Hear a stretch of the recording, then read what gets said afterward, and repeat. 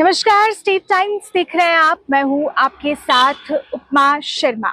पिछले कुछ दिनों से जिस तरह की डिस्टरबेंस पूरे भारत में चल रही थी और कल रात की बात करें तो पिछले काफी दिनों के बाद जो रात थी वो बहुत शांतिपूर्वक निकली।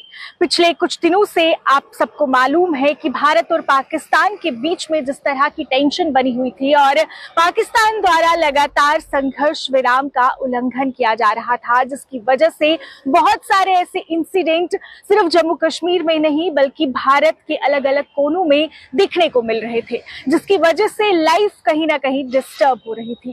लेकिन बीती रात बिल्कुल शांतिपूर्वक रही। जिस तरह से 10 मई को भारत और पाकिस्तान के बीच में संघर्ष विराम हुआ और उसके बाद उस रात को भी कुछ ऐसे इंसिडेंट्स देखने को मिले जहां पर पाकिस्तान ने फिर से संघर्ष विराम का उल्लंघन करने की कोशिश की। लेकिन बीती रात इस समय जो सिचुएशन है वो हर जगह पर बिल्कुल नॉर्मल दिखाई दे रही है। दुकानें खुली हैं और लोग अपने कामकाज पर लौटते हुए दिखाई दे रहे हैं। हालांकि एजुकेशनल इंस्टीट्यूशंस अभी भी बंद हैं। उसका एक कारण ये भी है कि आज वैसे ही बुद्ध पूर्णिमा की छुट्टी है और आज दोपहर में दोबारा से जो सिचुएशन है उसको रिव्यू किया जाएगा और उसके बाद ये डिसाइड किया जाएगा कि स्कूल्स को खोला जाएगा या नहीं। जितने भी एजुकेशनल इंस्टीट्यूशंस हैं उनको आगे खोला जाएगा या फिर अभी कुछ समय के लिए बंद रखा जाएगा। वहीं आपको ये भी बता दूं कि 10 तारीख को भारत और पाकिस्तान के डीजीएमओस के बीच में बात हुई थी और उसके बाद संघर्ष विराम हुआ था और आज दोबारा से 12 बजे भारत और पाकिस्तान के डीजीएमओ के बीच में बात होने वाली है और उसके बाद आगे क्या होगा ये देखने वाली बात होगी, क्योंकि पूरे देश की ही नहीं पूरे विश्व की नजरें इस समय डीजीएमओ की इस बैठक पर है। दोनों देशों के जो डीजीएमओस हैं वो बात करेंगे। 10 मई को जब दोनों डीजीएमओस ने बात की थी तो संघर्ष विराम हो गया था और उसके बाद जब 12 बजे दोनों डीजीएमओस के बीच में बात होगी, 2:30 बजे इंडियन आर्म्ड फोर्स की फिर से प्रेस ब्रीफिंग होगी जिसमें विस्तार पूर्वक जानकारी दी जाएगी। कल देर रात को भी इंडियन आर्म्ड फोर्सेस ने एक प्रेस कॉन्फ्रेंस दी जिसमें ऑपरेशन सिंदूर को लेकर विस्तार पूर्वक जानकारी दी गई और ये बताया गया कि किस तरह से भारत ने पाकिस्तान को मुंह तोड़ जवाब दिया और पाकिस्तान का कितना नुकसान हुआ।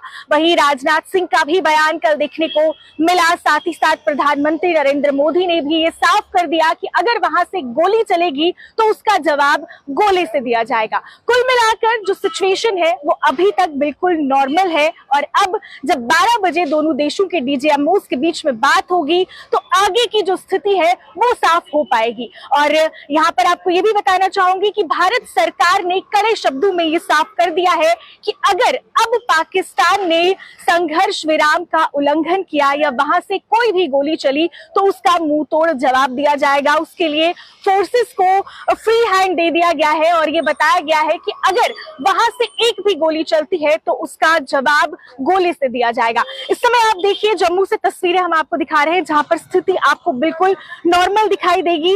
नॉर्मल रूटीन में लोग आ जा रहे हैं, शॉप्स खुली हुई हैं, गाड़ियां चल रही हैं।